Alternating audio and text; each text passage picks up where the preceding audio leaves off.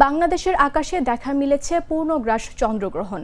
রোববার রাতে চিরচেনা রূপালী চাঁদের কিছুটা কালচে লাল রং ধারণ করতে দেখা গেছে। রাজধানী ঢাকার বাসিন্দাদের অনেকে চাঁদের এ মহাজাগতিক রূপ দেখতে পেয়েছেন। আবহাওয়া অধিদপ্তর জানিয়েছিল, রোববার রাত ৯টা ২৭ মিনিট ৬ সেকেন্ডে চন্দ্রগ্রহণ শুরু হওয়ার দৃশ্য ঢাকা থেকে দেখা যাবে।